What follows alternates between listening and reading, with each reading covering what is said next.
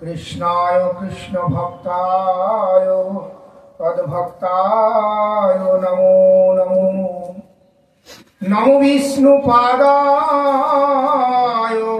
सरस्वती प्याध्वने श्रीमते भक्ति सिरूपसी भागवतो विधायिने भागवतो कथास्वादी भक्ति विज्ञानदायिने गुरु गौरांग निष्ठाय श्रीहरि कीर्तन मोदिने भक्त संग सुखानंदी सिद्धांतर्णव रूपिणे भक्ति विनोद धारा स्नातो आचार्यो प्रभवे नमो नमो महावदन्नाय कृष्ण प्रेम प्रदायते कृष्णाय कृष्ण चैतन्य नाम्ने गौरतिसे नमो नमो त्रिकाल सत्वाय जगन्नाथ सुताय च सभित्राय सपुत्राय सकलत्राय ते नमो कृष्णाय वासुदेवाय देवकी नंदनाय च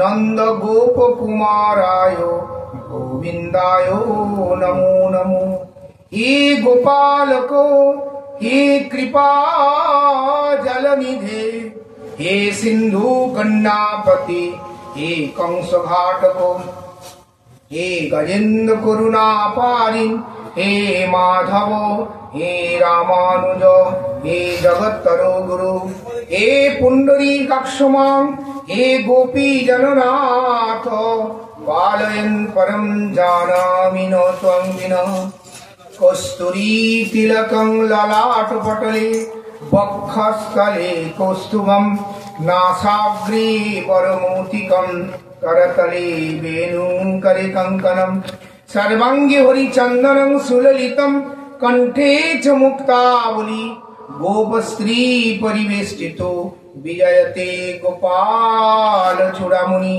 ईश्वर परम कृष्ण सच्चिदानंद विग्रह अनादि आदि गोविंद सर्व कारण कारणम चिंतामणि प्रकर सद्म सुकल्प विक्ष लक्षाभितेषु सुरभीय विपालयन्तम लक्ष्मी सहस्र शतसं नमो सेव्यमानं गोविन्दं आदि पुरुषं तमहं भजामि वेणुं कनन्त अरविन्द दलाय तक्षं बर्हावतंस वसिताम्बुद सुन्दरांगं कंदर्प कोटि कमनीयो विशेष शोभं गोविन्दं आदि पुरुषं तमहं भजामि आलोल चंद्रकल सद प्रणमाल वंशी रत्नांगद प्रणय केली कला विलासं श्यामं त्रिभंग ललितं नियत प्रकाशं गोविन्दं आदि पुरुषं तमहं भजामि अंग्यानि यस्य सकलैन्द वित्तिमन्ति पश्यन्ति पान्ति कलयन्ति चिदं जगन्ति आनन्दय चिन्मय सदुज्जल विग्रहस्य गोविन्दं आदि पुरुषं तमहं भजामि अद्वैतं अच्युतं अनादि अनंत रूप्यं आद्यं पुराण पुरुष नव यौवनं च वेदे सुदुर्लभो अदुर्लभो आत्मभक्तो गोविन्दं आदि पुरुषं तमहं भजामि गोविन्दं आदि पुरुषं तमहं भजामि गोविन्दं आदि पुरुषं तमहं भजामि गोविंद नंदिनी राधे गोविंद मनोहिनी गोविंद सर्वस्व सर्वकांता शिरोमणि राधे वृंदावनेश्वरी राधे वृंदावनेश्वरी तमादिदेवं करुणानिधानं तमालवर्णं सुहितवतार अपार संसार समुद्र सेतु भजामहे भागवतो स्वरूपम् ओम नमो भगवते वासुदेवाय ओम नमो भगवते वासुदेवाय ओम नमो भगवते वासुदेवाय। परमार्थ गुरुपाद पद्म अभिन्न नित्यानंद तत्व निकुंज लीला सेवा प्रदान करी जगद्गुरु भक्ति सिद्धांत सरस्वती গোস্বামী প্রভুপাদের কৃপার মূর্ত বিগ্রহ বিশুভানুনন্দিনী শ্রীমতী রাধারানী নিজজন নিত্যলীলা প্রবিষ্টং বিষ্ণুপাদ পরমহংস অষ্টতত শতসুমত ভক্তি শ্রী ভাগবত গোস্বামী মাঝে আকুল চরণে কৃপা প্রার্থনা করি তিনি প্রসন্ন হন, শুভ কৃপা দৃষ্টি প্রদান করুন। জগৎগুরু ভক্তি সিদ্ধান্ত সরস্বতী গোস্বামী প্রভুপাদ সপার্শ্ব সপরিকর বৃন্দ সরগোস্বামী চরণ। बोले भक्तवत्सल भगवान की, भागवत महापुराण की, सुखदेव महाराज की, दीक्षित महाराज की, वृंदावन बिहारी लाल की, गिरिधारी गोपाल की, कलिजुग पावन कलि श्री चैतन्य महाप्रभु की, हरे कृष्ण महामंत्र की, जय जय श्री राधे श्याम। भागवत कथा ভগবানের করুণা কৃপার নিধান স্বরূপ, ভগবানের বাংময় মূর্তি শব্দ ব্রহ্মরূপ শাব্দিক অবতার শ্রীমদ্ ভাগবত জয়যুক্ত হন। এই ভাগবত কথা শিবজি পার্বতীকে বলেছিলেন, স্বয়ং মহাবিষ্ণু মহালক্ষ্মীকে বলেছেন এবং মহালক্ষ্মী বিষ্ণুকে শ্রবণ করিয়েছিলেন। শিবজি পার্বতীকে, পার্বতী শিবজিকে শ্রবণ করিয়েছেন। ব্রহ্মা ব্রহ্মণীকে শ্রবণ করেছিলেন, ব্রহ্মণী ব্রহ্মাকে শ্রবণ করিয়েছেন এবং চতুর্শম নারদকে ভাগবত কথা বদ্রিক আশ্রমে বলেছিলেন। উদ্ধব মহারাজ গোপীগণকে ভাগবতম কথা শ্রবণ করিয়েছিলেন রাধাকুণ্ডে, অর্থাৎ গোবর্ধন তটে কুসুম সরোবর নারদ কুণ্ডের কাছে। সুখদেব পরীক্ষিতকে শ্রবণ করেছিলেন সুক্তালে। আবার নৈমিষারণ্যে সুত গোস্বামীপাদ সৌনক আদি ঋষিগণকে এই ভাগবতামৃত কথা শ্রবণ করিয়েছিলেন। ভাগবত নিত্য সত্য সনাতন, সৃষ্টি প্রারম্ভে ভগবান এই তার অপ্রাকৃত দিব্য জ্ঞান চতুশ্লোকী ভাগবত রূপে ব্রহ্মাজিকে এই ভাগবত জ্ঞান প্রদান করেছিলেন। ব্রহ্মা নারদ, নারদ ব্যাস থেকে এই গুরু পরম্পরা ধারার এই ভাগবত কথা জগতে প্রকাশ হয়েছে। সেই ভাগবতের দিব্য জ্ঞান অপ্রাকৃত, সেটি চৈতন্য মহাপ্রভু জগৎ জীবের কল্যাণের জন্য বিশেষ রূপে প্রকাশ করেছেন। তাই সুত গোস্বামীপাদ ব্যাসদেব যখন পরীক্ষিতকে কথা শুনিয়েছিলেন, সেই কথা শ্রবণ করে নৈমিষারণ্যে এই ভাগবতীয় কথা কীর্তন করেছিলেন। সেখানে নৈমিষারণ্যে 60 ঋষিগণ, তত্ত্বজ্ঞ, বেদজ্ঞ, কলিযুগ আসছে দেখে, ঘোর কলিকাল, কলিকালের অল্প আয়ু, দুর্ভাগা, রোগগ্রস্ত, অলসপ্রিয়, কলিবানে কলহ বিবাদ, এই ভীষণ কলিকালের পরিস্থিতি চিন্তা করে তারা যজ্ঞ অনুষ্ঠান করছিল। সেই যজ্ঞের পুণ্যাহুতি দিতে যাওয়ার সময় সুত গোস্বামীপাদ এসে উপস্থিত হলেন এবং সুত গোস্বামীপাদকে তারা 6টি প্রশ্ন করেছিলেন। জীবের আত্যন্তিক মঙ্গল কি করে হবে, আত্মার কিরূপে প্রসন্নতা লাভ হয়, যদুকুলে ভগবানের আবির্ভাবের কারণ কি এবং তার অবতার চরিত্রের কথা। অবতার চরিত্র বর্ণন করুন, সেই ভগবানের যশ মহত্ব কীর্তন করুন, আর ভগবান স্বধামে অন্তর্ধান করলে ধর্ম কার আশ্রয় থাকবে। ব্রূহি যোগেশ্বর কৃষ্ণ ব্রহ্মণি ধর্ম ব্রহ্মণ্য সংকষ্টধূনে পেতা ধর্মকং শরণাঙ্গত। পরব্রহ্ম যোগেশ্বর ভগবান অনাদির আদি শ্রীকৃষ্ণ যখন লীলা সংগ্রহণ করে তার স্বধামে সংরক্ষণ করবেন, তখন ধর্ম এই ভাগবতকে আশ্রয় করে থাকবে। এই জন্য এই ধর্মের নাম ভাগবত ধর্ম। এটিকে বলা হয় আত্মধর্ম, এটি সনাতন ধর্ম। তাই এই সনাতন ধর্মের মূল সৃষ্টির প্রারম্ভে ভগবান জগৎ জীবের জন্য এই সনাতন ধর্ম জগতে প্রকাশ করেছেন।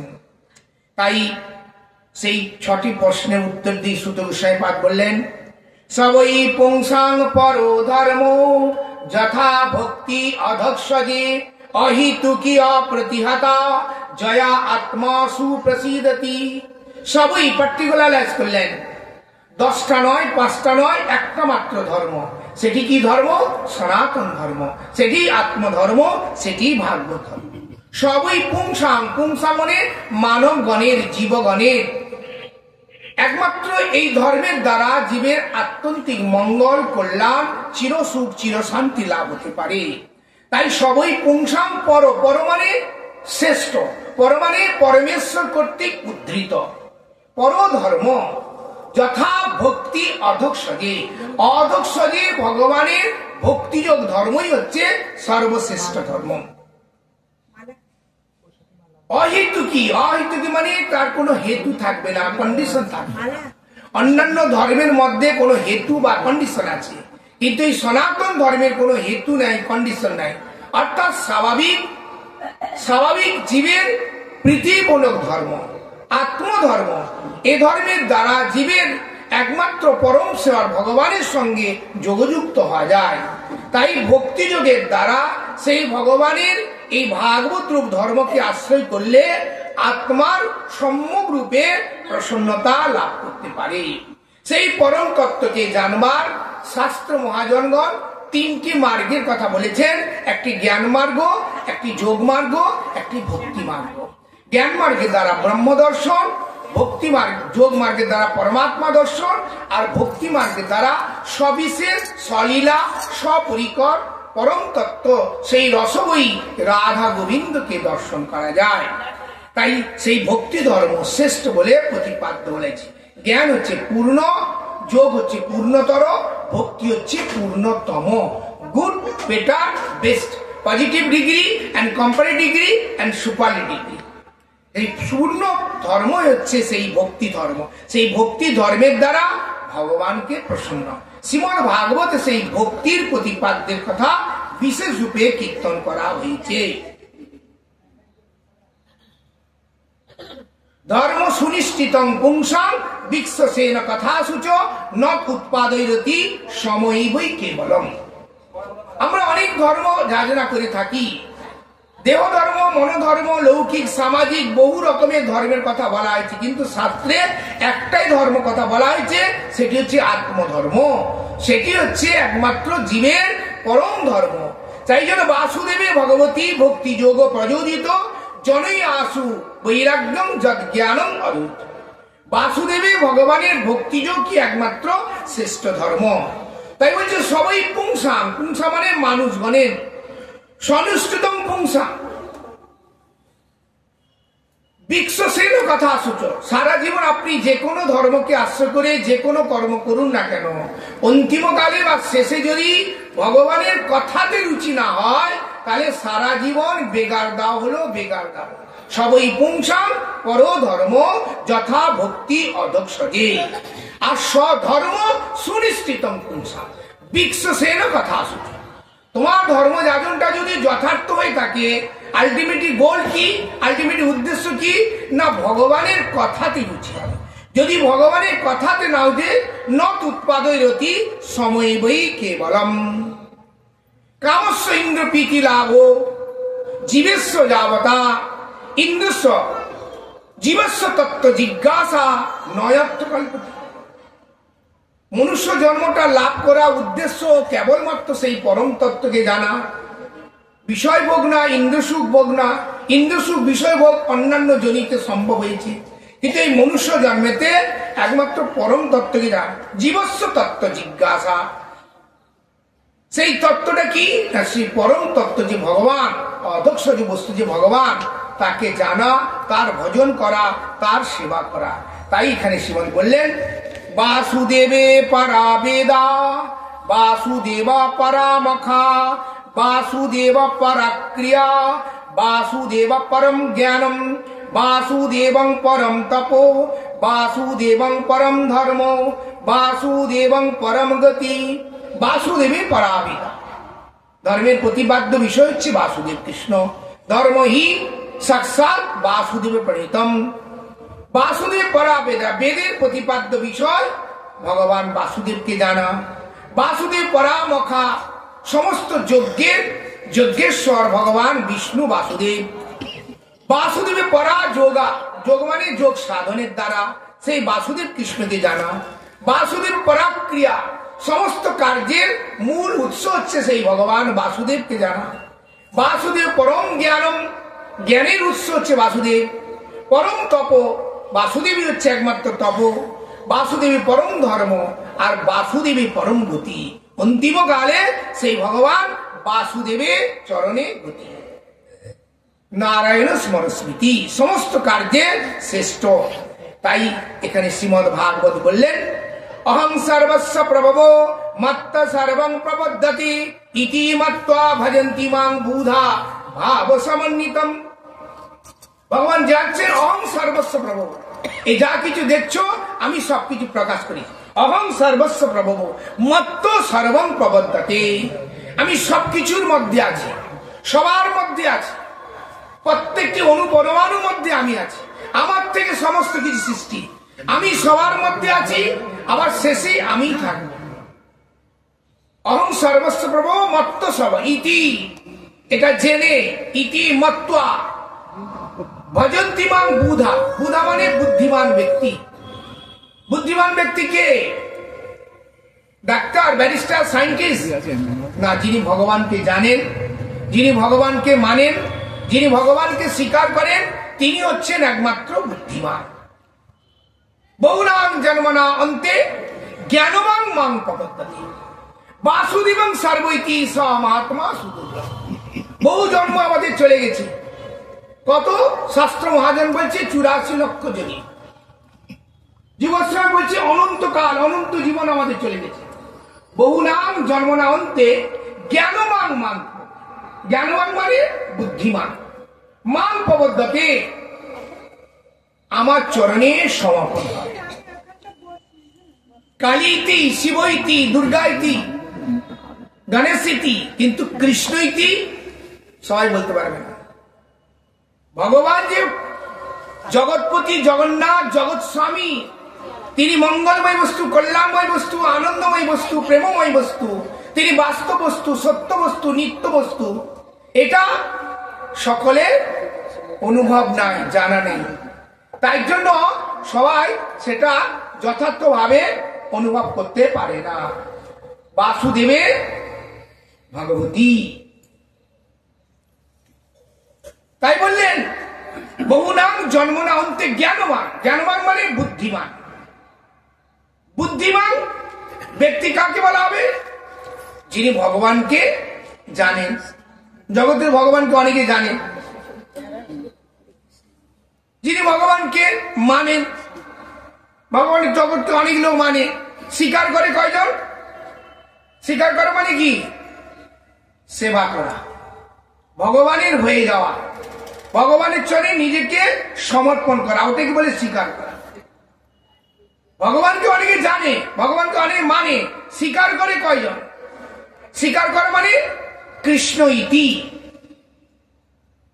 কৃষ্ণই একমাত্র আমার পিতা মাতা পতি বন্ধু এইরূপ তার সঙ্গে একটা নিত্য শাশ্বত সম্বন্ধ যারা হয়েছে বেদ শাস্ত্র কয়ে সম্বন্ধ অবিধীয় প্রয়োজন কৃষ্ণ কৃষ্ণ ভক্তি প্রেম তিন মহাদান এই সম্বন্ধ কি করে হবে না গুরু কৃষ্ণ প্রসাদে পায় ভক্তি লতা গুরু কৃষ্ণ কৃপা না হলে এই সম্বন্ধ জ্ঞানটা সুদৃঢ় হবে না এই জন্য শাস্ত্রে সদ্গুরু কথা বলা হয়েছে মায়াবুদ্ধ জীবের নাই শত কৃষ্ণ জ্ঞান জীবের কৃপায় কৃষ্ণ কইলা বেদ পুরাণ সাধু শাস্ত্র আত্মরূপে আপনারে জানান কৃষ্ণ মোর প্রভু ত্রাতা জীবের হয় জ্ঞান কৃষ্ণ যে আমাদের প্রভু, তিনি যে আমাদের ত্রাণকর্তা, তিনি যে আমাদের রক্ষাকর্তা, এই জ্ঞানটা যথার্থ সদ্গুরু কাছে না আসলে, যথার্থ ভক্তি মার্গে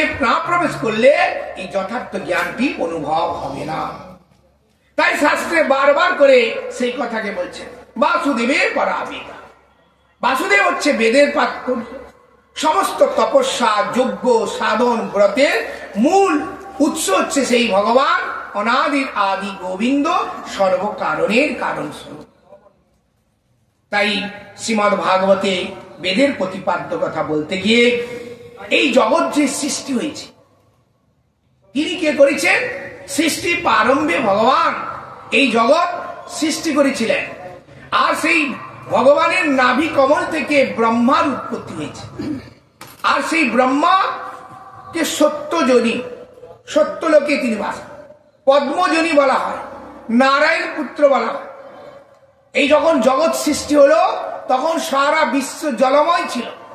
আর সেই মহাকাল সমুদ্রেতে কারুণ্য সমগ্রতে ভগবান যোগনিদ্রায় শয়ন করেছিলেন। যখন তিনি ইচ্ছা করলেন জগৎ সৃষ্টি করতে, তার সেই নাভি কমল থেকে পদ্ম একটা সৃষ্টি হল। পদ্ম মানে পদ্ম ফুল, আর পদ্ম ফুলে যত জল বাড়ে পদ্মে ডুবে না। ওই পদ্মটাকে থেকে যে প্রকাশ হলো, প্রথম জীব বলা হয়, তাকে বলা হয় ব্রহ্মা, চতুর্মুখী ব্রহ্মা, চতুর্মুখী ব্রহ্মা। এই ব্রহ্মার সৃষ্টি হয়ে তখন তিনি দেখলেন চারিদিকে জলময়, আর সেই জলের মধ্যে তিনি ভাসছেন। ওই নালটাকে বলা হয় চতুর্দশ লোক। আমরা আছি ভূলোকে, এরপরে ভূবলোক, সহলোক, মহলোক, জনলোক, তপলোক, সত্যলোক। নিচে তল, অতল, দ্বিতল, তলাতল, মহাতল, রসাতল, পাতাল। আর উপরে সত্যলোকে ব্রহ্মা। তিনি চারিদিকে তাকাচ্ছেন, ঘন ঘটা কুয়াশা, আর সেই পদ্ম মধ্যে তিনি ভাসছেন। তিনি ভাবলেন যে আমি কোথা থেকে এলাম, আমার প্রকৃত পিতাকে, আমার মাতাকে, আমার জন্মের কারণ কি, এই কথা তিনি চিন্তা করছেন। আবার সেই পদ্ম থেকে তিনি বারবার গতানুগতান করলেন, সহস্রবার, কিন্তু তার কোনো ইয়াত্তা খুঁজে পেলেন না। কেন? অনাদির আদি, সেই ভগবান হচ্ছে অনাদির আদি। তাকে জানতে গেলে তপস্যার দরকার। তাই আকাশে দৈববাণী হলো তপ। তপ মানে তুমি তপস্যা করো। তপ। ব্রহ্মা এদিকে তাকালেন, প্রথমে ব্রহ্মার একটা মুখ ছিল, এদিকে তাকাতে আরেকটা মুখ হলো। তপ, তপ, আরেকটা, পিছনে একটা, চতুর্মুখী মা, তপ তপ। এই দিব্য জ্ঞান তাকে দান করেছিলেন। জ্ঞানং মে পরমং গুজ্জং যদ বিজ্ঞান সমন্বিতং সহরসং তদ অঙ্গং গৃহাঙ্গদিতং ময়া। আমি কৃপা করে আমার এই দিব্য জ্ঞান তোমাকে দিচ্ছি, তুমি জগৎ সৃষ্টি কার্যে ব্যস্ত হও। তাই ভগবান সৃষ্টি প্রারম্ভে এই দিব্য জ্ঞান ব্রহ্মাকে দিয়েছিলেন। ব্রহ্মা কর্তৃক এই জগৎ সৃষ্টি হয়েছে। ভগবান এই মায়াকে ইক্ষণ করে তত্ত্ব সৃষ্টি করলেন। গর্ভদশায় বিশ্বরূপ, কারণ দশায় রূপ, অবতারের নিধান। আদৌ জ্ঞান প্রদানার্থে চতুষ্ষণকে ভগবান সৃষ্টি করলেন। সনক, সনন্দ, সনাতন, সনত কুমার। পৃথিবী উত্তোলন করলেন বরাহদেব। ভগবান বরাহদেব রূপে আবির্ভূত হয়ে হিরণ্যাক্ষকে বধ করে পৃথিবীকে উত্তোলন করলেন। ভক্তিযোগ বিধানার্থে নারদ মুনি পঞ্চরাত্র শাস্ত্র বিধান করলেন। তপধর্ম শিক্ষার জন্য নরনারায়ণ ঋষি রূপে আকল্পকাল বদ্রিকাশ্রমে তপস্যা করছেন। কপিল রূপে ভগবান সাংখ্যযোগ প্রদান করলেন। দত্তা রূপে আবির্ভূত হয়ে অর্ক, প্রহ্লাদ আদিকে ব্রহ্মজ্ঞান প্রদান করলেন। নাভি মেরু হইতে ঋষভদেব আবির্ভূত হয়ে সন্ন্যাস ধর্মের পরমংশগণের শ্রেষ্ঠত্ব প্রতিপাদন করলেন।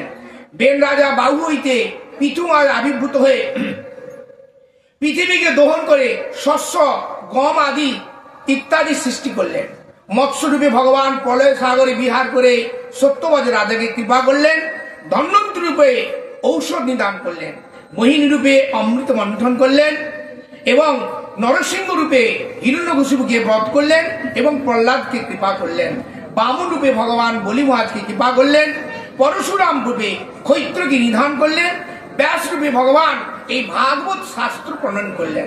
রামচন্দ্র রূপে সেতু বন্ধন করলেন, রাবণ আদিকে নিধন করলেন এবং কৃষ্ণ বলরাম রূপে আবির্ভূত হয়ে বিভিন্ন মাধুর্যময় লীলা আস্বাদন করলেন। বুদ্ধ রূপে দয়া ধর্ম প্রকট করলেন এবং এই কলিযুগের শেষ, এখনো কলিকাল চলছে। এই কলিযুগের শেষে কল্কি অবতারের কথা শ্রীমদ্ ভাগবতে বলছেন, বিষ্ণু যশা ব্রাহ্মণ ঘরে ম্লেচ্ছ দস্যু রূপে রাজনগণকে বিনাশ করবার জন্য ভগবান কল্কি রূপে আবির্ভূত হবে। এই ভগবানের অনন্ত অবতার, অনন্ত লীলা, অনন্ত গুণ। তবে ভাগবতে 24 অবতারের কথা বলা হয়েছে। এছাড়াও হয়গ্রী অবতার, হংস অবতার, অন্যান্য অনন্ত অবতার রয়েছে। তাই এতে শ্রীমদ্ ভাগবতে সূত গোস্বামী বাদ বলছে, এতে চাংশ কলা কৃষ্ণ তো ভগবান স্বয়ং ইন্দ্রাদি দেবতাগণ মুরন্তি লোকে যুগে যুগে সেই ভগবানের উপাসনা করে। ভগবানের অনন্ত অবতার, অনন্ত লীলা, অনন্ত কলা। তাই বলছে এতে চাংশ কলা, অন্যান্য অংশ কলা, কিন্তু কৃষ্ণ অংশ নয়, কলা নয়, স্বয়ং ভগবান। কৃষ্ণ তো ভগবান স্বয়ং ইন্দ্রাদি দেবতা, ইন্দ্র চন্দ্র বরুণাদি দেবতারা তারা সেই ভগবানকে প্রণাম করে। হরিস্তু একং তত্ত্ব বিধি শিব সুরেশ অপ্রণমিতম। বিধি মানে ব্রহ্মা, সুরেশ্বর মানে ইন্দ্র চন্দ্র বরুণাদি শিবাদি দেবতারা তাকে প্রণাম করে। তিনি হচ্ছেন জগৎপতি, জগন্নাথ, জগৎ স্বামী, ঈশ্বর পরমকৃষ্ণ, সচ্চিদানন্দ বিগ্রহ, অনাদির আদি গোবিন্দ, সর্বকারণের কারণ। সেই অনাদির আদি ভগবান থেকে বিশ্ব সৃষ্টি হয়েছে। তিনি সৃষ্টি করেছেন, তিনি পালন করছেন, তিনি সংহার করেন। ভগবান ব্রহ্মা রূপে সৃষ্টি করেছেন, বিষ্ণু রূপে জগৎকে পালন করছেন, আবার তিনি শিবে এই জগৎকে সংহার করেন। তাই ভগবানের অনন্ত লীলা, অনন্ত অবতার, অনন্ত গুণের কথা শ্রীমদ্ ভাগবত বারবার কোন জানাচ্ছেন। তাই বলছেন, এত আত্মচিত্তানা মাত্রা পর্ষা মুচ্ছয়া ভবসিন্ধু প্লব দিষ্ট হরিচর্যা অনুবর্ণনম। আমাদের আত্মচিত্তানা, আমাদের শরীরটা পঞ্চভৌতিক শরীর। আর এই পঞ্চভৌতিক শরীর সম্বন্ধে আমরা দেহ সম্বন্ধে, দেহ মানে এই শরীর, দেহ মানে আত্মীয় স্বজন, এর সম্বন্ধে আমরা পূর্ণ সচেতন। আর এই দেহগেহ প্রতি আমাদের আসক্তি, আমাদের মোহ আছে। এই আসক্তি মোহ থাকার জন্য পুনঃ পুনঃ আমাদের জন্ম মৃত্যু মালাকে স্বীকার করতে হচ্ছে। যতক্ষণ আমাদের আসক্তি থাকবে ততক্ষণ আমাদের শরীর থাকবে। আসক্তি থাকাকালীন আমাদের শরীরে এই মোহ মায়া থাকবে। আর আসক্তি মোহমায়া যতক্ষণ থাকবে ততক্ষণ জন্ম মৃত্যু মালা স্বীকার করতে হবে। তাই এত আত্মচিত্তানাম মাত্রা স্পর্শ ভবসিন্ধু প্লবব। এই সংসার থেকে উদ্ধার পেতে গেলে কি করতে হবে না, হরিনাম ও সংকীর্তনম, ভগবানের নাম কীর্তন যজ্ঞেতে নিজেকে আহুতি দিতে হবে। এবং সেই যজ্ঞেতে আহুতি দেওয়া না পর্যন্ত এই সংসার চক্র থেকে উদ্ধারে অন্য কোনো উপায় নাই। অনিত্যকাল, অনিত্য অবস্থা, অনিত্য আমাদের জীবন। কিন্তু ভগবান নিত্য বস্তু, বাস্তব বস্তু, সত্য বস্তু। সেই ভগবানের ভজন ছাড়া, ভগবত ধামে না যাওয়া পর্যন্ত জন্ম মৃত্যুমালা থেকে আমরা পরিত্রাণ পাবো না। তাই বলছে, জমাদি যোগ পথই কাম লোভ হত মুকুন্দ সেবায় যদ্বৎ তৎ আত্মান প্রসন্নতি। একমাত্র মুকুন্দ সেবার দ্বারা আত্মার প্রসন্নতা হয়। আর যম অর্থাৎ জ্ঞান, যোগ আদি যত রকমের কর্ম আছে তার দ্বারা কি হয়, বারবার শরীর আমাদের ধারণ করতে হয়। এই প্রসঙ্গে বলতে গিয়ে বললেন, ভক্তি যোগ মনসী সম্যক অমনিভলম অপশ্বৎ পুরুষং পূর্ণম তদ মায়া চ পশ্য। ভক্তি যোগের দ্বারা স্বয়ং বেদব্যাস সেই পরম পুরুষকে দর্শন করেছেন, পশ্চাতে তার মায়াকে দর্শন করেছেন। তো সেই জন্য ভক্তি হচ্ছে একমাত্র শ্রেষ্ঠ। প্রসঙ্গ ক্রমে শ্রীমদ্ মহাভারতের প্রসঙ্গ, শ্রীমদ্ ভাগবতে ভগবান যখন এসেছিলেন পঞ্চ পাণ্ডবদেরকে রক্ষা করার জন্য, তাদের বিভিন্ন অসুবিধা, বিভিন্ন বিপদ থেকে তাদেরকে রক্ষা করেছিলেন। যখন তিনি চলে যাচ্ছিলেন তখন কুন্তী দেবী স্তুতি করেছিলেন, কৃষ্ণায় বাসুদেবায় দেবকী নন্দনায় চ নন্দ গোপ কুমারায় গোবিন্দায় নমো নমো। নমস্তে পুরুষং আদ্যম ঈশ্বরং প্রকৃতে পরম অলক্ষং সর্বভূতানাং অন্তর্বহি অবস্থিতম মায়া জবনিকা ছন্ন অধক্ষজ অভ্যয়ম নমৃক্ষমূলধীশা নটো নাট্য ধরা যথা পরমহংসানাং মুনিনাং আত্মমলং ভক্তি যোগ বিধানার্থ কথম প্রশস্তি। কুন্তী দেবী ভগবানের স্তুতি করেছিলেন এবং তিনি বলেছিলেন যে হে কৃষ্ণ, যত রকমই বিপদ, যত দুঃখ আসুক, যেন তোমার চরণ ছায়া থেকে আমাকে বঞ্চিত করো না, এবং বিপদের সময় যেন তোমার সেই অর্থাৎ শ্রীচরণের করুণা কৃপাকে যেন আমি অনুভব করতে পারি। এইভাবে স্তুতি করেছিলেন। তারপরে ভীষ্মদেব স্তুতি করেছিলেন।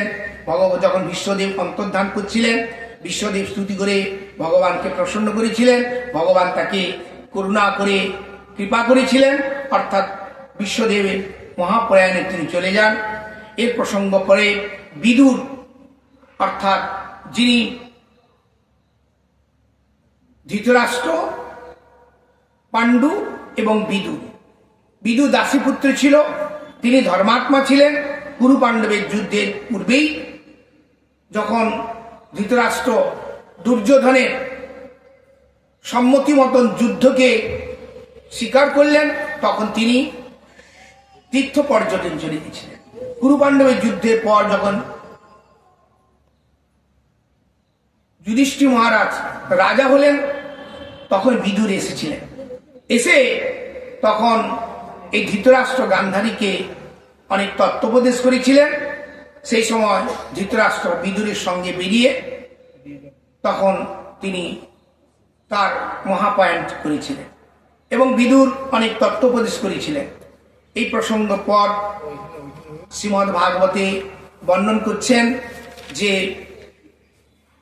শোতব্রাদিনী রাজন নিনাং সন্তি সহস্র অপশ্যৎ আত্মতত্ত্বং গৃহেষু গৃহমেধিনাম।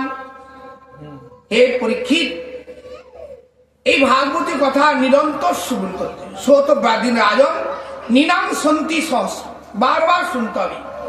আত্মতত্ত্ব, যতক্ষণ না তুমি আত্মতত্ত্বে স্থিত না হচ্ছ, গৃহেষু গৃহমেধিনা, গৃহ সংসারের মোহ কাল থেকে তুমি কিছুতে বেরোতে পারবে না। তার জন্য কি করতে হবে? তস্মাৎ ভারত সর্বাত্মা ভগবান ঈশ্বর হরি শ্রোতব্য কীর্তিস্তব্য মরত অকুতো ভয়ম। আমাদের কি ভয়? মৃত্যুর ভয়। মৃত্যুর ভয়ে কায়ে আমরা সবসময় মুহ্যমান হয়ে পড়েছি। কি ভয়? না বিষয় ভোগের থেকে আমরা বঞ্চিত হয়ে যাব। শরীরটা আছে, শরীর সম্বন্ধে আত্মীয় স্বজন, বিষয় ভোগ হচ্ছে আমার বস্তু, সেগুলো আমার হারিয়ে যাবে। তার জন্য আমাদের সবসময় একটা ভয় হয়। তো সেই ভয় থেকে কি করে নিবৃত্তি হবে? একমাত্র ভগবানের কথা নিরন্তর শ্রবণ কীর্তন স্মরণ করতে পারে। এতাবান সাংখ্য যোগাভ্যাম স্বধর্ম পরিনিষ্ঠয়া জন্ম লাভ স্পর পুংসা অন্তে নারস্মৃতি। মনুষ্য জীবনে একমাত্র সেই ভগবানের চরণে স্মৃতি না হওয়া পর্যন্ত এই জন্ম মৃত্যু মালা থেকে নিবৃত্তি হবে না। এত মানব অকুত ভয়ম যোগীনাং নিপনিতম হরিনাম সংকীর্তন। একমাত্র ভয় থেকে নিবৃত্তি পাওয়া যেতে পারে ভগবানের নাম সংকীর্তনে যজ্ঞতে নিজেকে উৎসর্গ করে দিলে। সেই প্রসঙ্গে বলতে গিয়ে খট্টাঙ্গ রাজার কথা বলছেন। এই পৃথিবীর একজন ধর্মাত্মা রাজা ছিলেন, তিনি ছিলেন খট্টাঙ্গ রাজা। সেই খট্টাঙ্গ রাজা তার পুণ্যের ফলে, সুকৃতি ফলে তিনি স্বর্গে গেছিলেন সশরীরে। এই আগেকার দিনে রাজারা ধর্মাত্মা ছিলেন, পুণ্যাত্মা ছিলেন। তারা সেই ধর্মের পুণ্যের ফলে স্বর্গলোকে সশরীরে যেতে পারে। দেবতা অসুরের মধ্যে মাঝে মাঝে বিবাদ বেঁধে থাকে। অসুরা আসুরিক শক্তি অর্জন করে দেবতাদেরকে পরাস্ত করে। একসময় দেবতারা এই খট্টাঙ্গ রাজা, ভারতবর্ষের পৃথিবীর একজন মহাত্মা রাজাকে আমন্ত্রণ করে নিয়ে গেছিলেন। সেই খট্টাঙ্গ রাজা শৌর্য বীর্যে যুদ্ধে পরাক্রমে তিনি দেবতাদের পক্ষে যুদ্ধে অসুরদের পরাস্ত করেছিলেন। তাই দেবতারা প্রসন্ন হয়ে সেই খট্টাঙ্গ রাজাকে বর দিতে চেয়েছিলেন। তখন খট্টাঙ্গ রাজা বললেন, দেখি আমাকে বর দিতে চান, আগে আপনারা বলুন যে আমার পরমায়ু কতটুকু আছে। তখন দেবতারা গণনা করে বললেন যে আপনার 1 মুহূর্ত কাল পরমায়ু আছে। তখন বললেন যে 1 মুহূর্ত কাল যখন পরমায়ু আছে, তাহলে এমনই বর দেন যেন 1 মুহূর্ত কাল হরি ভজন করে আমি যেন হরিচরণ প্রাপ্তি হই। তাই দেবতাদের বর পেলেন এবং খট্টাঙ্গ রাজা 1 মুহূর্ত কাল হরি ভজন করে ভগবত ধামে চলে গেলেন। তাই আমাদের জীবনে অনিত্যকাল, অনিত্য অবস্থা, অনিত্য জীবন, কখন চলে যেতেও জানি না। পরীক্ষিত হওয়ার 7 দিনে মৃত্যু নোটিশ পেয়েছে, আমরা 7 ঘন্টা 7 মিনিটের নোটিশ পাইনি। কিন্তু যাওয়ার আগে কি করলাম, কি করছি, কি করার দরকার, এটি বিশেষ করে প্রয়োজন। তাই ভাগবতে বারবার বলছে তুমি দেহ নয়, তুমি আত্মা, তুমি আত্ম অনুশীলন করো, ভগবত অনুশীলনে প্রবৃত্তি হও, মনুষ্য জীবনে প্রকৃত উদ্দেশ্য কর্তব্য সম্বন্ধে তুমি সচেতন হও। তাই হরিজন হরিভজন বিনা গতি নাই, হরিভজনই একমাত্র মনুষ্য জীবনে পরম কর্তব্য। এটি শ্রীমদ ভাগবত প্রতিপাদন করলেন। এবং সচিত্তে সতৈব সিদ্ধ আত্মা প্রিয় ভগবান অনন্ত এবং তং নির্বৃত্ত নিয়তে ভজতি সংসার হেতু পরমস্য যত্র। এবং সচিত্তে সতৈব, সেই ভগবান কোথায় আছেন না সর্বত্র আছে, সব জায়গা আছে। আর এখানে ভাগবত বলছেন তিনি হৃদয়ে বসে আছেন। যিনি হৃদয়ে বসে আছে তাকে ভোলা যায় না, যিনি হৃদয়ে বসে আছে তাকে ত্যাগ করা যায় না। কিন্তু আমরা ভগবানকে ভুলে আছি, ভগবানকে ভুলে আছি বলে আমাদের দুঃখ, ভগবানকে ভুলে আছি বলে আমাদের জন্ম মৃত্যু। ভগবান যদি আমাদের স্মরণ পথে থাকে তাহলে আমাদের জন্ম মৃত্যুর অতীত আমরা হয়ে যাব। তাই বলছে এবং সচিত্ত সতৈব শিব আত্মা, তিনি আত্ম পরমাত্মা রূপে আমাদের মধ্যে বসে আছে। ভগবান অনন্ত নিয়তস্য ভজন, সেই ভগবানের ভজনের দ্বারা সংসার চক্র থেকে মানুষ নিবৃত্তি পেতে পারে। তাই সুত গোস্বামী বাদ বললেন, সুখদেব বললেন এ নহি অন্য শিব পন্থা বিশত সংসিধি বহ বাসুদেবে ভগবতী ভক্তি যোগ যত ভাবে। নহি, নহি মানে পার্টিকুলার করছে, নহি শিব, শিব মানে মঙ্গলের পন্থা। এই সংসার থেকে বেরিয়ে যাওয়ার অন্য কোনো পন্থা নাই। নাই, জ্ঞানের দ্বারা হবে না, যোগের দ্বারা হবে না, কর্মের দ্বারা তো হবেই না। নহি অন্য শিব পন্থা বিশত সংসিধি, এই মাইল চক্র থেকে বেরিয়ে যাওয়ার অন্য কোনো পন্থা নেই। কি আছে? বাসুদেবে ভগবতী, বাসুদেব ভগবানের ভক্তি যোগের দ্বারাই একমাত্র পরম। তস্মাৎ সর্বাত্মন রাজন হরি সর্বত সর্বদা শ্রোতব্য কীর্তিশ্রব্য মরতো ভগবানী নাম। সেই ভগবান সর্বত্র আছে, সব জায়গা আছে। শ্রোতব্য, তার কথা শ্রবণ করুন, কীর্তন করুন, তাকে স্মরণ করুন। তাই ভাগবত বললেন পিবতী যে ভাগবত আত্মসদাং কথামৃত শ্রবণ পুটেশ সংবিদম পুনন্তি যে বিষয় দুদুষাং পূজন্তি তচ্চরণানুবন্তিগম।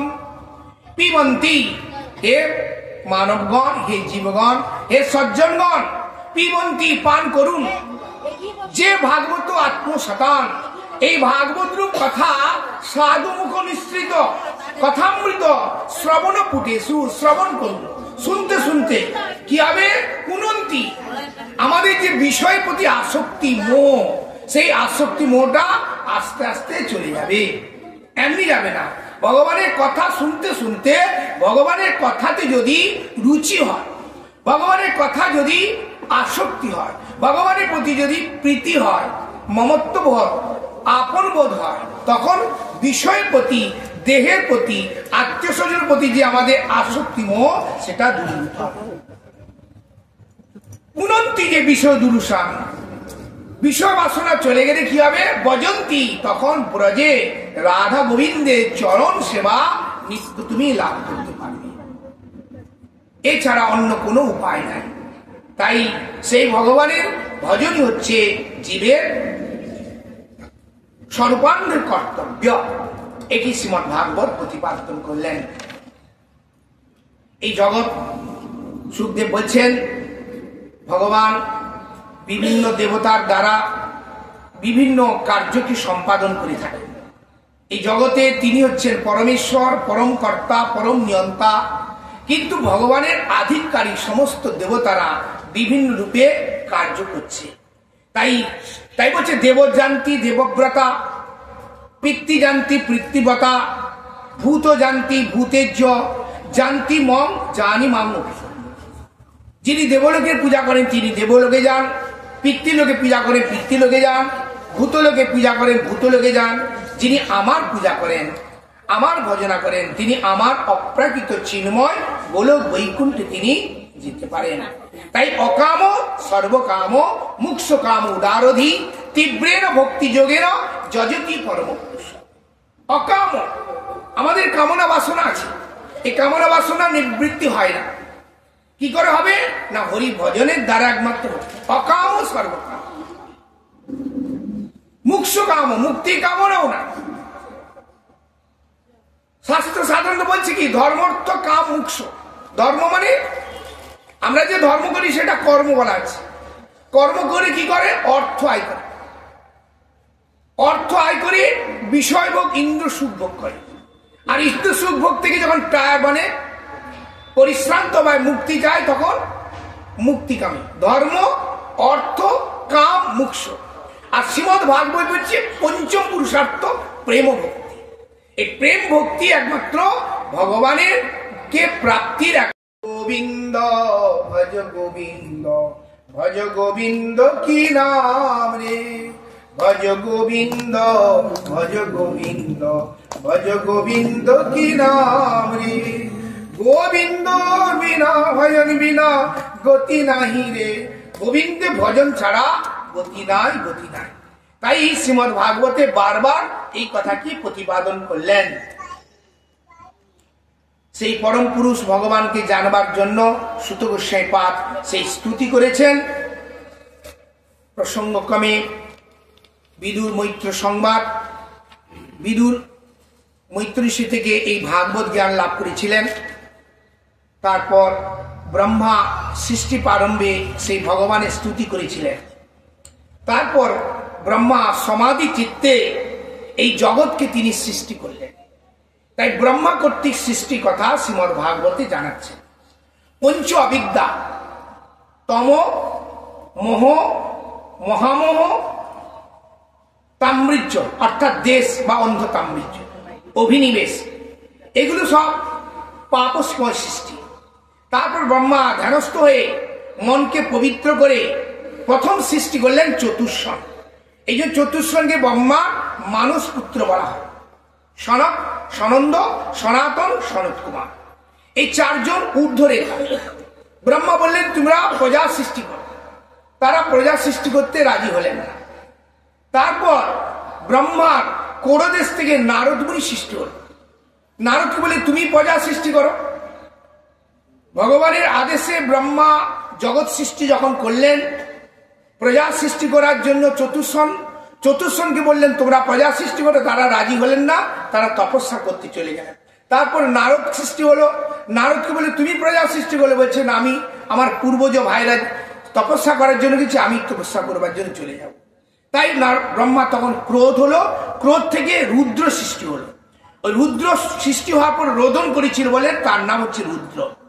তারপর অঙ্গুষ্ঠ থেকে দক্ষ প্রজাপতি, প্রাণ থেকে বশিষ্ঠ ঋষি, ত্বক থেকে ভৃগু ঋষি, হাত থেকে কেতু ঋষি, নাভি থেকে পুলস্ত ঋষি, কান থেকে পুলহ ঋষি, মুখ থেকে অঙ্গিরা ঋষি, চোখ থেকে অত্রি ঋষি, মন থেকে মরিচি ঋষি, দক্ষিণ স্তন থেকে ধর্ম, পৃষ্ঠদেশ থেকে অধর্ম, হৃদয় থেকে কাম, ভ্রু থেকে ক্রোধ, অধর থেকে লোভ, মুখ থেকে সরস্বতী, শিশ্ন থেকে সমুদ্র, গুজ্জ দেশ থেকে পাপ সমূহ, ছায়া থেকে কর্দম ঋষি। তারপর ব্রহ্মা এক তিলোত্তমা নামে কন্যাকে সৃষ্টি করলেন। তারপর তিনি কুয়াশা সৃষ্টি হলো। তারপর পুনরায় তিনি ধ্যানস্থ হয়ে চতুর্বেদ, ঋক, সাম, যদু, অথর্ব চতুর্বেদ সৃষ্টি করলেন। আয়ুর্বেদ চিকিৎসা শাস্ত্র সৃষ্টি করলেন। ধনুর্বেদ অর্থাৎ অস্ত্রশাস্ত্র, গন্ধর্ব বিদ্যা আদি সৃষ্টি করলেন। তারপর চারটি ধর্মের চারটি স্বরূপ, বিদ্যা, দান, তপ, সত্য, চারটি আশ্রম, ব্রহ্মচর্য, গৃহস্থ, বানপ্রস্থ, সন্ন্যাস, চারটি বর্ণ, ব্রাহ্মণ, ক্ষৈত্র, বৈশ্য, শূদ্র, এত কিছু সৃষ্টি হলো, কিন্তু প্রজা সৃষ্টি বৃদ্ধি হলো না। তখন ব্রহ্মা নিজের শরীরটাকে দুই ভাগে বিভক্ত করে প্রথম দুই পুরুষ এবং প্রকৃতি, স্বয়ম্ভু মনু এবং স্ত্রী হচ্ছে শতরূপা। ব্রহ্মা থেকে প্রথম সৃষ্টি হচ্ছে স্বয়ম্ভু মনু শতরূপা। এই শতরূপা স্বয়ম্ভুর দ্বারা মৈথুন আকারে প্রজা সৃষ্টি বৃদ্ধি হতে লাগলো। তখন প্রজা সৃষ্টি হওয়ার জন্য যখন ব্রহ্মা স্বয়ম্ভু মনু শতরূপকে বললেন তোমরা প্রজা সৃষ্টি করো। তখন তারা বললো যে পিতামহ আমরা যে প্রজা সৃষ্টি করব আমাদের বাসস্থান কোথায়? তখন এই পৃথিবীটা এই ভূলোকটা এক অসুর হিরণ্যাক্ষ বলে এক অসুর সে এই পৃথিবী লোকটাকে সমুদ্র মধ্যে নিমজ্জন করে সেখানে বিশ্রাম করছিল। তখন ব্রহ্মা চিন্তা করলেন, চিন্তা মাত্রে ভগবান অন্তর্যামী পরমাত্মা রূপে সেই ব্রহ্মার নাসারন্ধতে একটা সর্ষে বিন্দু রূপে প্রকাশ হলো। আস্তে আস্তে দেখতে দেখতে বায়ুমণ্ডলে বিরাট রূপ ধারণ করলেন। বলো ভগবান বরাহ দেব কি জয়, ভগবান বরাহ দেব কি জয়, ভগবান বরাহ দেব কি। এই হিরণ্যাক্ষ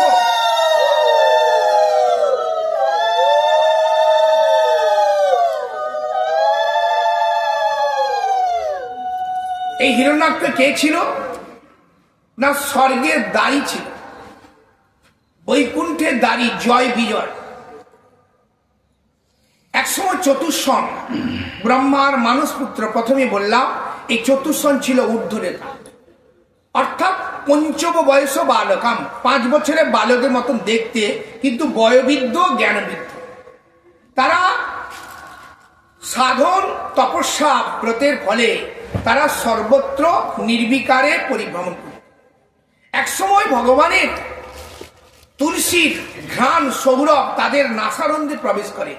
সেই সৌরভ গন্ধ তারা এত মোহিত হয়ে যায়, তাই ভগবানের অপ্রাকৃত দিব্য রূপ দর্শন করবার জন্য তারা বৈকুণ্ঠ ধামে যায়। তো বৈকুণ্ঠ ধামে 4 দিক, পূর্ব পশ্চিম উত্তর দক্ষিণ। যারা পুরী গেছেন তারা দেখবেন পুরীতে 4টে গেট আছে, পূর্ব পশ্চিম উত্তর দক্ষিণ। তো সেই রকম বৈকুণ্ঠেও 4টে দিক আছে। তো দক্ষিণ দ্বারেতে জয় বিজয় বলে 2জন ভগবান বিষ্ণুর পার্শ্বদ দাঁড়ি ছিল। তারাই বালক চতুষ্ষণ অর্থাৎ পঞ্চবৈশী বালকাকে অর্থাৎ তাদেরকে দেখে তারা উপেক্ষা করেছে। এবং তোমরা বৈকুণ্ঠে দ্বারে যাওয়ার অর্থাৎ ভগবান বৈকুণ্ঠেশ্বরের দর্শনের যোগ্য নয়, তোমরা বালক, তোমরা এখান থেকে যাও। এবং তাদেরকে এরকম উপেক্ষা করায় ভগবত ইচ্ছার তাদের মধ্যে ক্রোধ সৃষ্টি হয়েছিল। তারা বলেছিল তোমরা বৈকুণ্ঠে দাঁড়িয়ে হয়ে কে সাধু কে অসাধু কে ভক্ত অভক্ত সেই তোমাদের যখন বোধ নেই, অর্থাৎ তোমরা এই স্থানে থাকবার যোগ্য নয়, যাও তোমরা অসুরজনী প্রাপ্ত। এইরূপ যখন তাদের মধ্যে বিবাদ হচ্ছিল, ভগবান বৈকুণ্ঠপতি নারায়ণ অন্তর্মহল থেকে বেরিয়ে তাদেরকে স্বাগত জানিয়েছিলেন এবং তাদেরকে অর্থাৎ তাদের দেওয়া অভিশাপ থেকে চতুষ্ষণের অর্থাৎ জয়বিজয়কে তিনি মুক্তি দিতে পারতেন, কিন্তু তিনি দিলেন না। কেন? সাধু ঋষির বাক্যকে তিনি সমর্থন করলেন, অর্থাৎ তাদেরকে উপেক্ষা করলেন না। তাই সেই জয় বিজয় 3 জন্মে অর্থাৎ ভগবানের পার্শ্বত্ব রূপে আবার ফিরে এসেছিল। তাই প্রথম জন্মে এরা হিরণ্যাক্ষ হিরণ্যকশিপু রূপে এসেছিল। দ্বিতীয় জন্মে অর্থাৎ প্রথম জন্মে হিরণ্যাক্ষ হিরণ্যকশিপুর, দ্বিতীয় জন্মে রাবণ কুম্ভকর্ণ, তৃতীয় জন্মে শিশুপাল দন্তবক্র রূপে। এই 3 জন্মে তারা আবার বৈকুণ্ঠে ফিরে গেছিলেন। অর্থাৎ ভগবান এদের সঙ্গে বীর রস আস্বাদন করেছিলেন। তাই ভগবান অর্থাৎ ব্রহ্মা যখন চিন্তা করলেন, চিন্তা মাত্রে সেই ভগবান বরাহ রূপে আবির্ভূত হলেন। আবির্ভূত হয়ে বিরাট রূপটি ধারণ করে তিনি সমুদ্রের মধ্যে নিমজ্জন হয়ে দন্তের দ্বারা এই পৃথিবীর লোকটাকে আধার শক্তি দ্বারা স্থাপন করে সেই হিরণ্যাক্ষকে ভগবান বধ করেছিলেন। হিরণ্যাক্ষকে বধ করবার পর তিনি আবার অন্তর্ধান করলেন। এই পৃথিবী লোকে সৃষ্টি সূচনা হলো সেই স্বয়ম্ভু মনু শতরূপা। সেই স্বয়ম্ভু মনু দাম্পত্য জীবনে অর্থাৎ বিবাহ জীবনে আবদ্ধ হয়ে যাওয়ার পর সেই স্বয়ম্ভু মনু শতরূপা থেকে 2 পুত্র 3 কন্যা জন্ম হয়েছিল। প্রথম পুত্র প্রিয়ব্রত উত্থানপাত, 3 কন্যা আকুতি প্রসূতি দক্ষতি।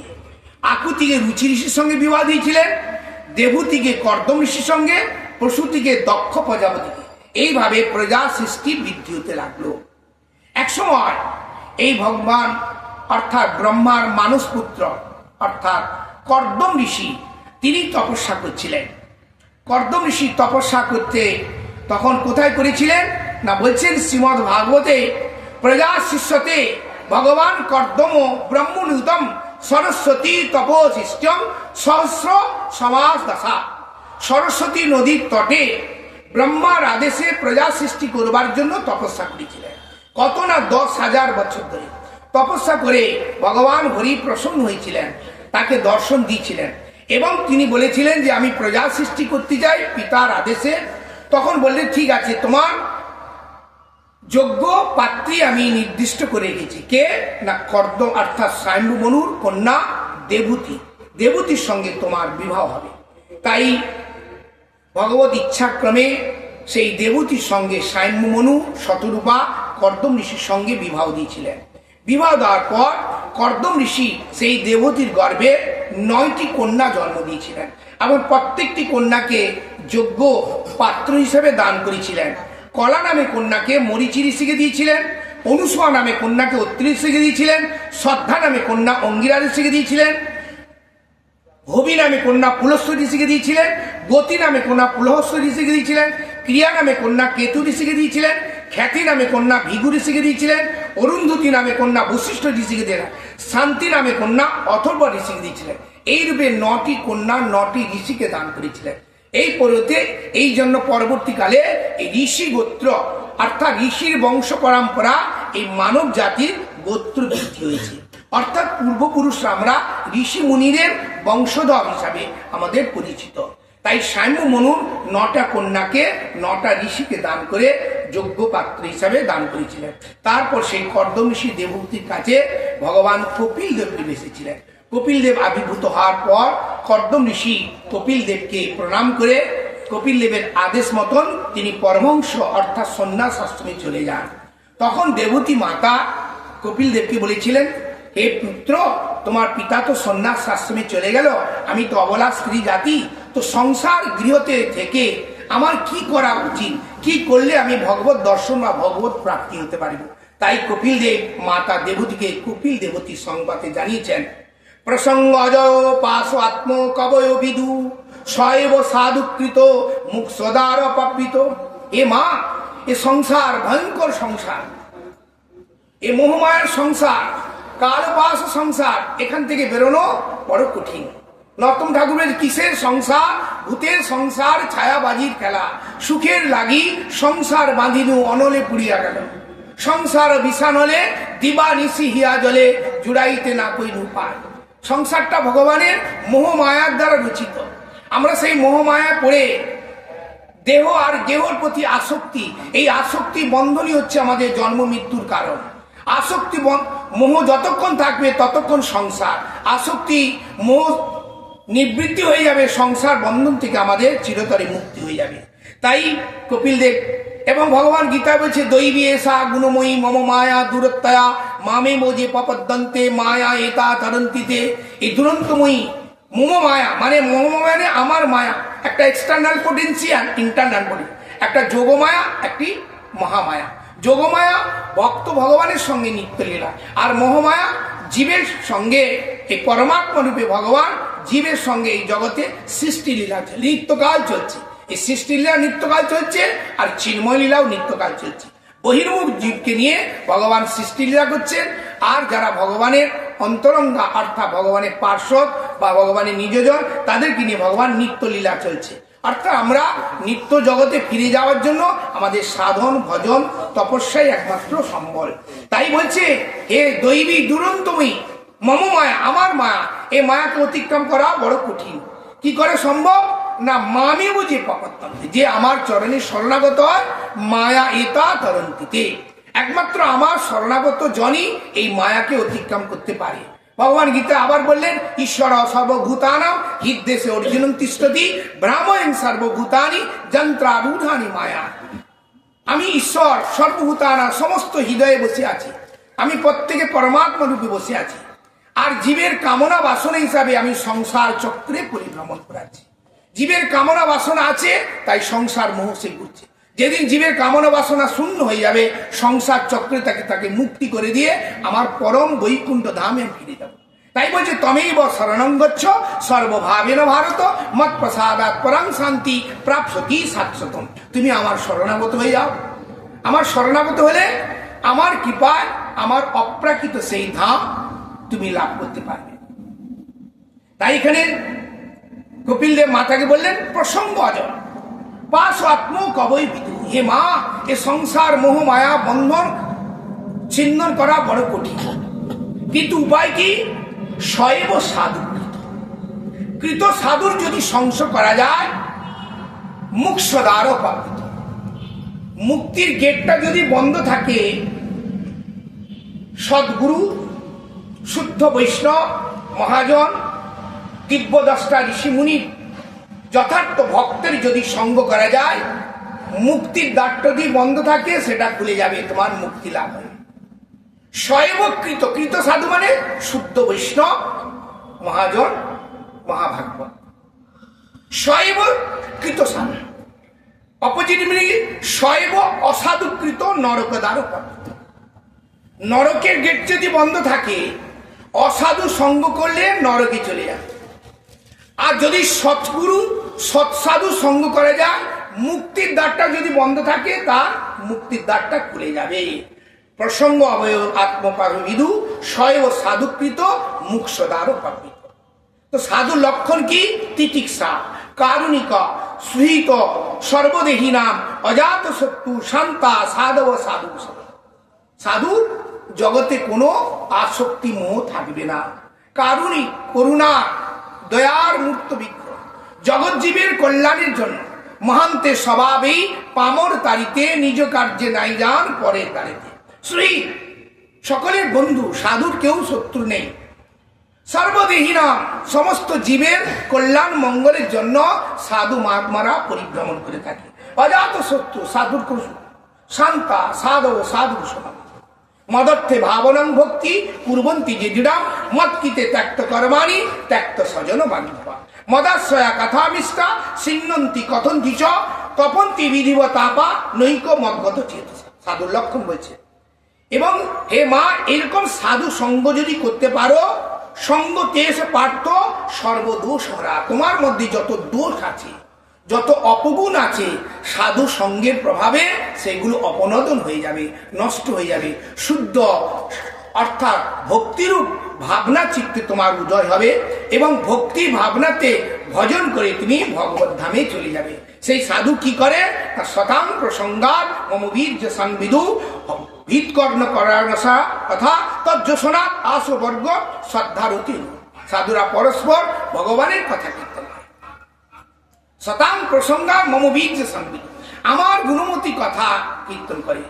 আর কীর্তন করতে করতে তারা আপ্লুত চিত্ত হয়ে যায়, তারা আনন্দে মোহিত হয়ে যায় এবং সেই জন্য তাদের সমস্ত অপবর্গ অনর্থতা দোষী হয়ে যায়। পরস্পর তারা ভগবান কথাতে ডুবে যায়।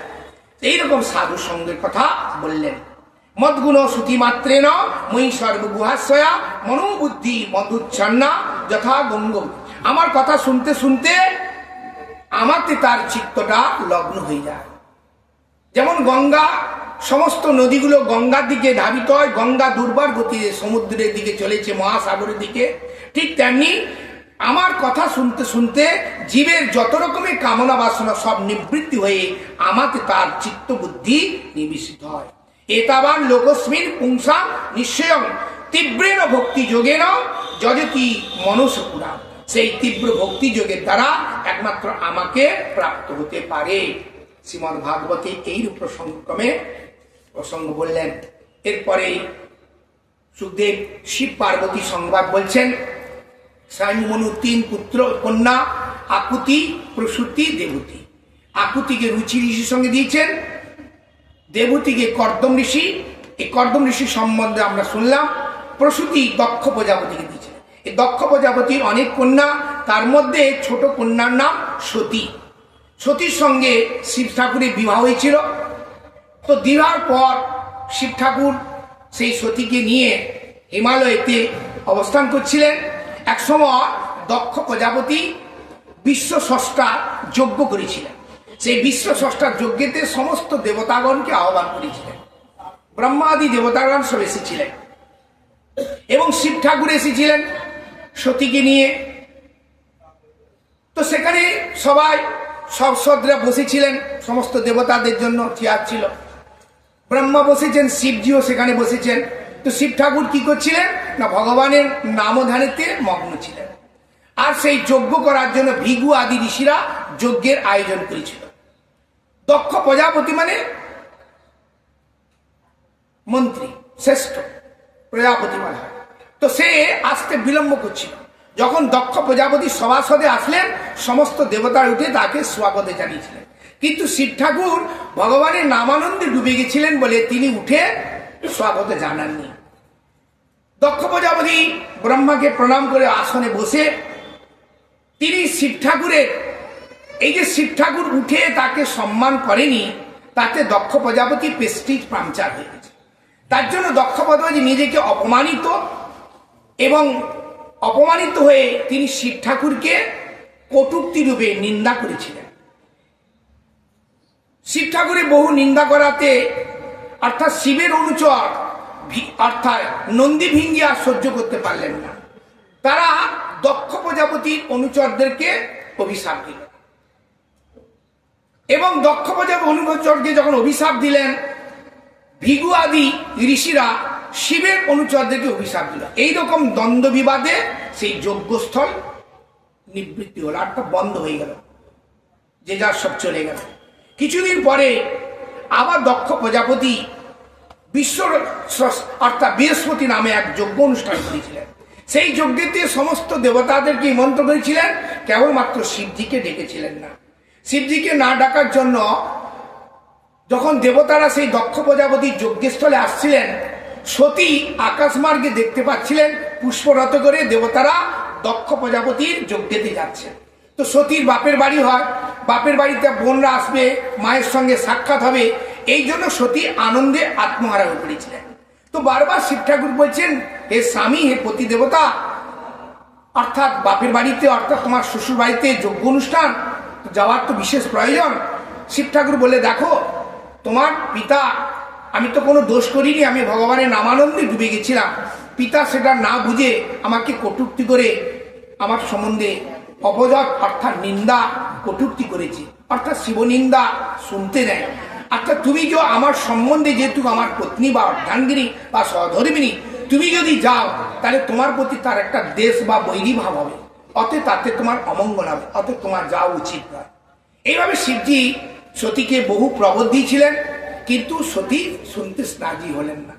তিনি শিবকে উপেক্ষা করে চলে গেছিলেন, সঙ্গে নন্দীভিঙ্গ গেছিলেন। পরবর্তীকালে যখন এসে উপনীত হলেন, এসে দেখলেন সমস্ত দেবতার জন্য যজ্ঞ ভাগ আছে, কিন্তু শিব ঠাকুরের জন্য যজ্ঞ স্থান অর্থাৎ যজ্ঞের আসন নাই। সতী তখন অত্যন্ত দুঃখিত হলেন। পিতা কন্যাকে দেখে কথাও বললেন না, মা ভয়ে ভয়ে করছে, বোনরা দূরে দূরে সরে যাচ্ছে। আর সতী এইরকম নিজেকে অপমানিত এবং দুঃখিত হয়ে তখন পিতার কাছে বললেন যে, পিতা, যে দেবাদিদেব মহাদেব সমস্ত দেবতা যাকে প্রণম্য করে, ভগবান বিষ্ণু যাকে পরম ভক্ত বলে, বৈষ্ণবানাং যথা শম্ভু বলে সম্বোধন করে থাকেন, আর সেই দেবাদিদেব মহাদেব প্রতি তোমার এত বৈরী ভাব, এত শত্রুভাব, অতএব তোমার থেকে এই শরীর লাভ করেছি, আমি আর আমার প্রতি দেবতার কাছে আমি আর ফিরে যাব না। সতী তখন যোগ বলেতে সেই শরীর ত্যাগ করেছিল।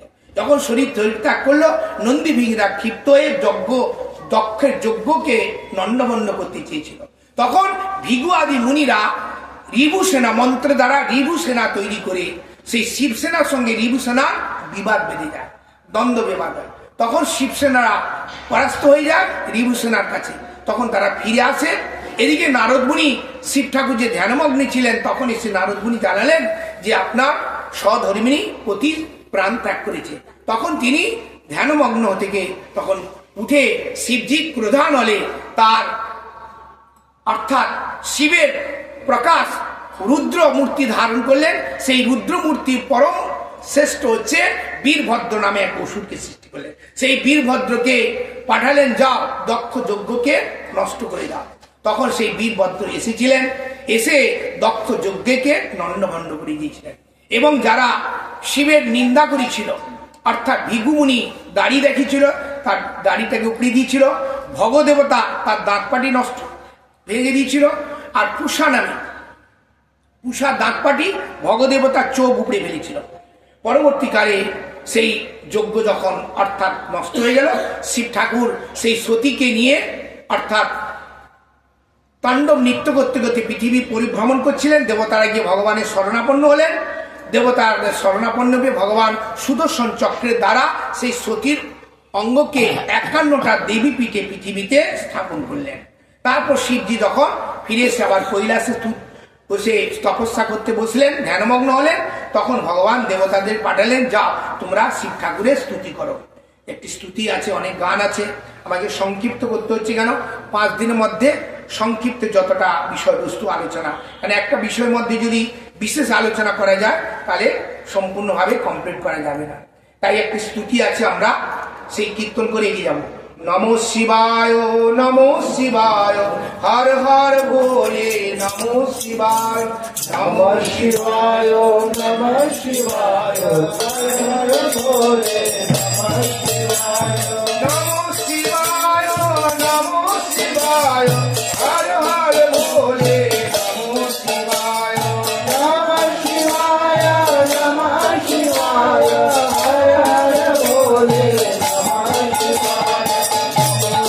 হর ভোলে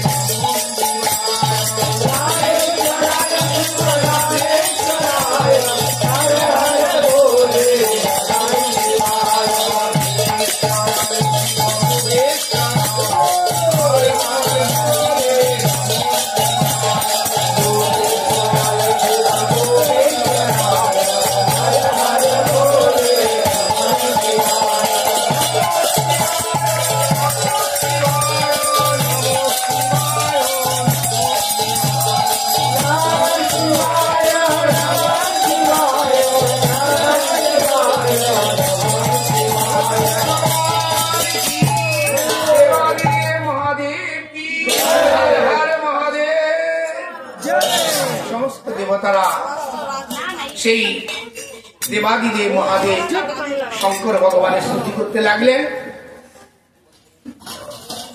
মহাদেব প্রসন্ন হলেন, তাদেরকে আশীর্বাদ করলেন।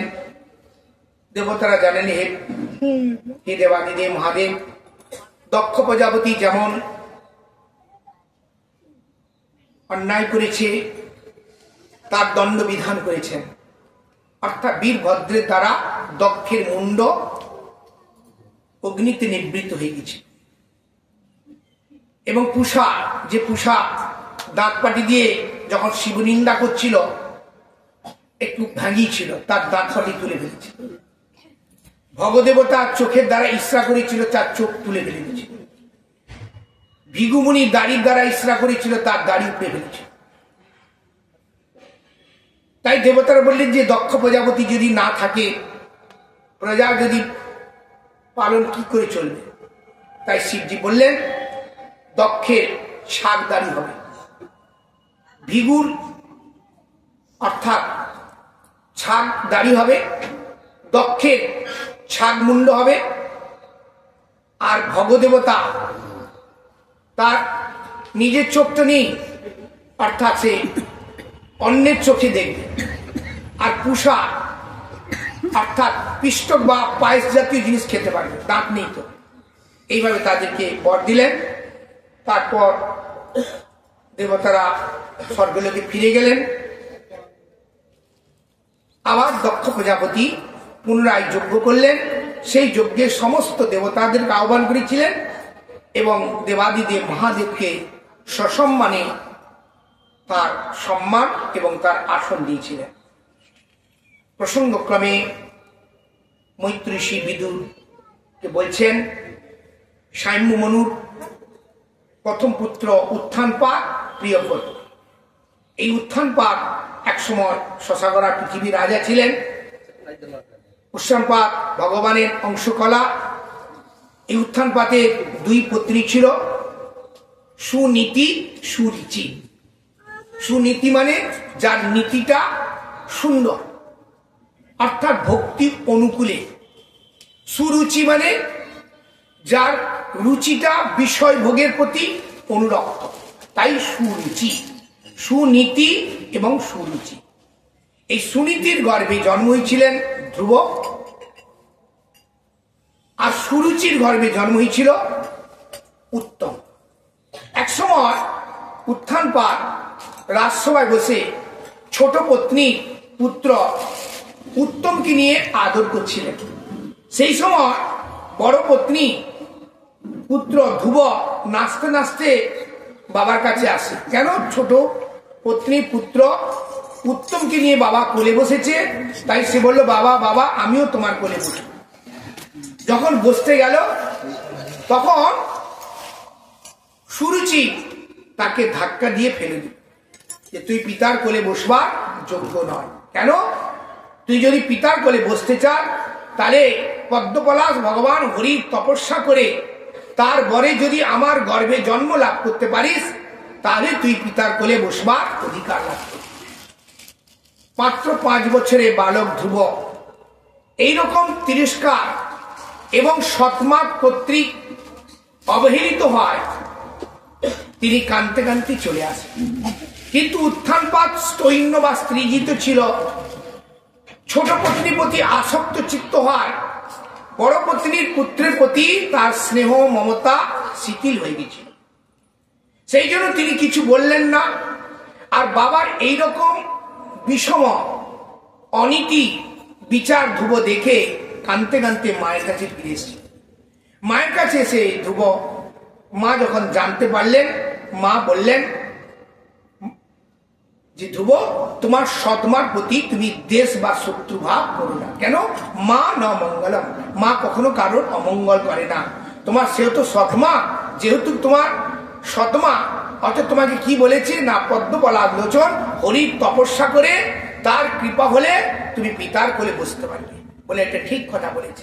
তুমি যদি সেই ভগবান হরিকে প্রসন্ন করতে পারো, পিতার কোল কেন, ভগবান তোমাকে বৈকুণ্ঠ রূপ স্থানও তোমাকে দান করতে পারে। অতএব তুমি সেই ভগবান হরির ভজন করবার জন্য তৎপর হও।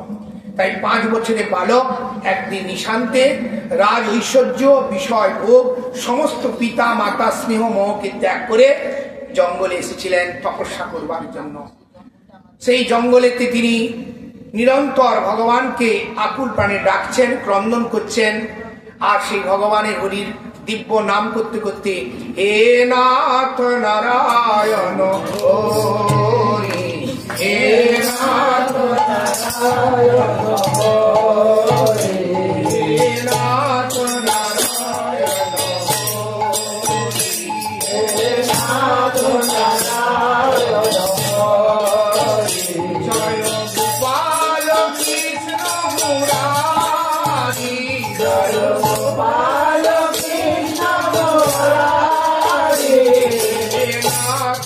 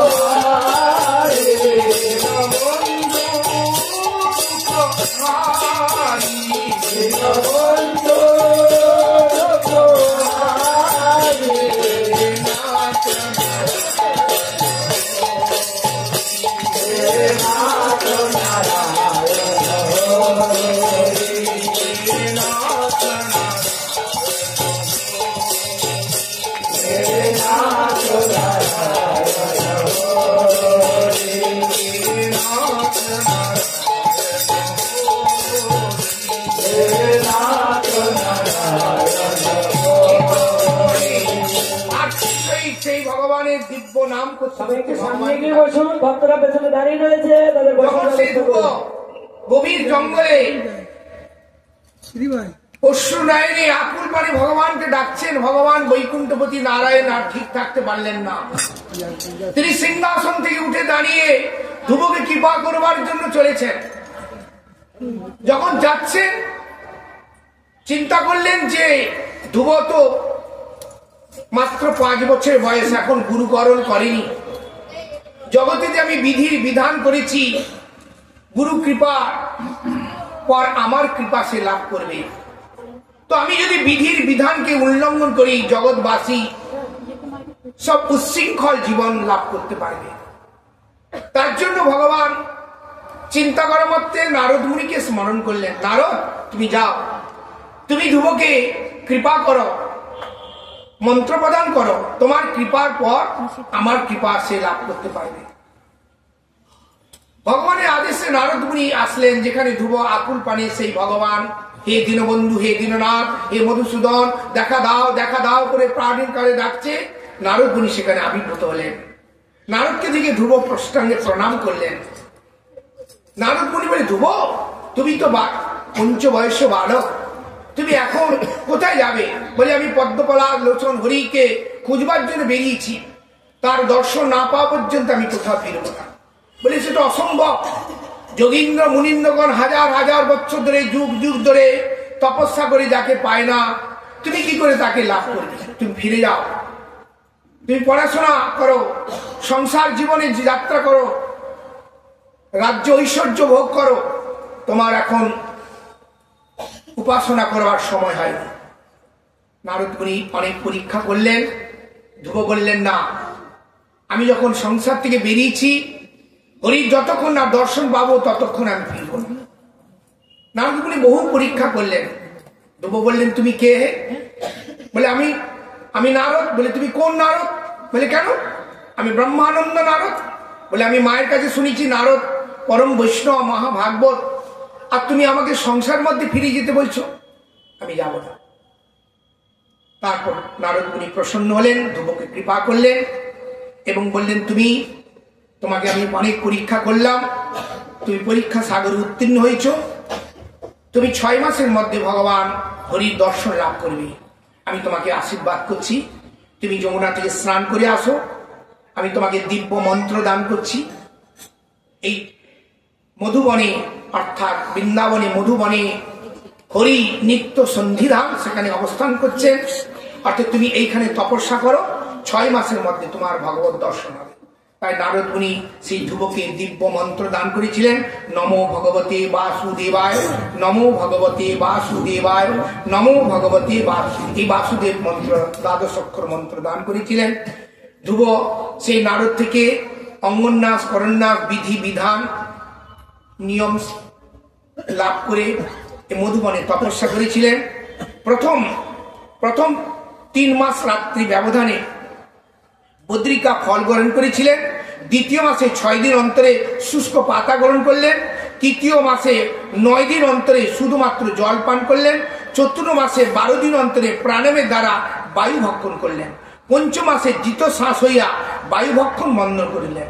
এরকম কঠিন তপস্যা করবার পর ভগবান প্রসন্ন হয়ে ধ্রুবর সামনে আবির্ভূত হলেন। আর ধ্রুব এক পায়ে দাঁড়িয়ে সেই অন্তরে অন্তর্যামী পরমাত্মাকে অন্তরে দর্শন করছিলেন। আর ভগবান সামনে এসে দাঁড়িয়েছেন। ভগবান বলছে যে আমাকে ধ্রুব ডাকলো, আমি তাকে দেখা দেওয়া দিলাম। আর ধ্রুব চোখ মুড়ে ধ্যান করছে।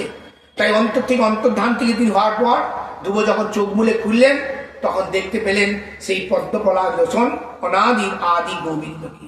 তখন ধ্রুব সেই ভগবানকে কিছু বলবার জন্য টুকটুক করে মুখটা নাড়াচ্ছে, কিন্তু ধ্রুবের মধ্যে কোনো সেই জ্ঞান বা সেই বুদ্ধি ছিল না স্তুতি করবার। তাই ভগবান প্রসন্ন হয়ে পাঞ্চজন্য শঙ্খ ধ্রুবর মাথায় স্পর্শ করলেন।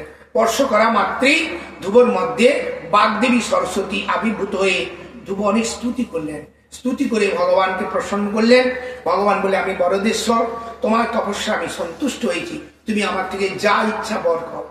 ধ্রুব বললেন, প্রভু আমি কোনো বর চাই না, আমি কাঁচ খুলতে গিয়ে কাঞ্চন নাম করেছি, আমার সমস্ত কামনা বাসনা আজকে শূন্য হয়ে গেছে, তোমার দর্শন মাত্রে আমার সমস্ত ইচ্ছা নিবৃত্তি হয়ে গেছে।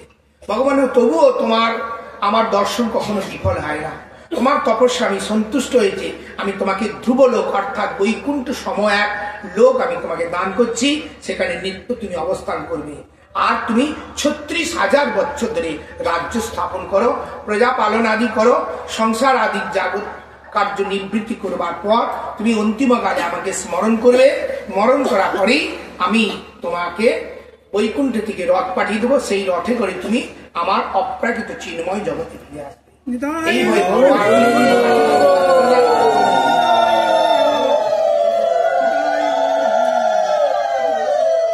যখন তপস্যা করে বাড়িতে ফিরলেন, উত্থানপাদ তাকে সসম্মানে নিয়ে গেলেন। রাজ্য অভিষেক করে উত্থানপাদ সন্ন্যাস আশ্রমে চলে গেলেন। ধ্রুব প্রজা পালন করলেন। প্রজা পালন করার পর তিনি অর্থাৎ ধ্রুবর যে ছোট ভাই উত্তম একসময় মৃগ হয়ে গেছিল, যক্ষাদি তাকে ঘিরে মেরে ফেলেছিল। অর্থাৎ ধ্রুবর মা সুরুচি সেই পুত্র অনুসন্ধান করতে গিয়ে জঙ্গলের দাবাগ্নি দ্বারা নিবৃত্ত হয়েছিল। অর্থাৎ কারোর যদি অনিষ্ট অমঙ্গল করা হয়, চিন্তা করা যায় পরবর্তীকালে নিজেরই ক্ষতি হয়। অর্থাৎ ধ্রুবর সৎমা তার পুত্রই রাজা হবে এইরূপ একটি ভাবনা করেছিল বলে যক্ষের দ্বারা তার মৃত্যু হয়েছিল এবং নিজে দাবাগ্নি দ্বারা পুড়ে মারা গেছিল। পরবর্তীকালে ধ্রুব যক্ষপুরীকে আক্রমণ করেছিল, বহু যক্ষাদি বিনাশ করেছিলেন। দেবগুরু বৃহস্পতি সাম্য মনু আবির্ভূত হয়ে ধ্রুবকে বললেন, একটা যক্ষ তোমার ভাইকে মেরেছে, তুমি সৃষ্টি বিনাশ করো না, তুমি বৈষ্ণব, তুমি ফিরে যাও। ধ্রুব ফিরে এসেছিলেন, প্রজা পালন আদি করেছিলেন এবং শেষে ভগবানকে স্মরণ করেছিলেন। স্মরণ করা মাত্রে অর্থাৎ বৈকুণ্ঠ থেকে একটা পুষ্প রথ এসেছিল, সেই রথেতে বৈকুণ্ঠ পার্শ্বদ নিয়ে এসেছিলেন। যখন ধ্রুব সেই বৈকুণ্ঠ রথে যাবেন, এই লোকটাকে বলা হয় মৃত্যুলোক, প্রপঞ্চ মাইক জগৎ। এই মৃত্যুলোক থেকে সশরীরে কেউ অর্থাৎ স্বর্গ বা বৈকুণ্ঠ লোকে যেতে পারে না। তো মৃত্যুদেবী প্রকট হয়ে বললেন, আমি মৃত্যু দেবী, এই লোকে মানুষ জন্ম হওয়ার পরে মরবার পরে তার কর্ম হিসাবে সে লোক প্রাপ্তি হয়। তো তুমি বৈষ্ণব ভক্ত, তোমার গতিরোধ করবার আমার ক্ষমতা নেই, তবে আমি মৃত্যু দেবী, তুমি আমার মাথায় পদাঘাত করে তুমি বৈকুণ্ঠ রথে চেপে চলে যাও। তাই ধ্রুব তপস্যার ফলে, সাধনার ফলে, ভগবানের কৃপায় মৃত্যু দেবীর মাথায় পদাঘাত করে বৈকুণ্ঠ রথে চেপে তখন ধ্রুব সেই বৈকুণ্ঠ রথে যখন যাচ্ছেন তখন চিন্তা করলেন যে গর্ভজননী মা, যে মায়ের গর্ভে আমি জন্ম হয়েছি সে মা তো মৃত্যুলোকে থেকে গেল। এই কথা যখন চিন্তা করছে, বিষ্ণুদূত বলছে তুমি কিসের চিন্তা করছো? বলে আমার মায়ের কথা চিন্তা করছি। বলে তুমি যার গর্ভে জন্ম হয়েছো সেই জগৎজনীর মা কি এখনো উদ্ধার হয়েছে? দেখো এই সামনে একটা বিমান যাচ্ছে, ভগবান বিষ্ণু তোমার মায়ের জন্য আগে একটি বিমান পাঠিয়ে দিয়েছে, সেই মায়ে তোমার বিমানে করে মা বৈকুণ্ঠের পথে যাত্রী হয়েছে। এইরকম শ্রীমদ্ ভাগবতে সূত গোস্বামী জানালেন, যার ঘরে সন্তান ভক্ত হয় তার 21 কুল, পিতৃকুল মাতৃকুল উদ্ধার হয়ে যায়। তাই সুখদেব গোস্বামী পাদ এই 5 বছরে বালক ধ্রুব চরিত্র কথা বর্ণন করে জগৎজীবকে শিক্ষা দিচ্ছেন। তপস্যা, সাধনা, ব্রত কোনো সময় বিধির বিধান নয়। আমরা যদি ছেলে মেয়েদেরকে যথার্থ শিক্ষা দিই, তারা ছোটবেলা থেকে যদি ধর্ম সম্বন্ধে চেতনা লাভ করতে পারে, পরবর্তীকালে মহান ভক্ত হয়, আর সেই ভক্তের কৃপায় পিতৃকুল মাতৃকুল উভয় উদ্ধার হয়ে যায়।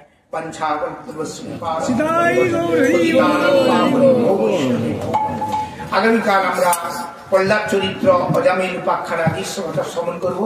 পরিষদটা বেদিকে যেমন আরতি হবে, আরতি করে সবাইকে প্রসাদ দেওয়া হবে, নিয়ে যাবেন। বলে ভক্তবৎসল ভগবান কি, মহাপুরাণ কি, মহারাজ কি, মহারাজ কি, বৃন্দাবন বিহারি লাল কি, বিহারি গোপাল কি, জয় শ্রী রাম।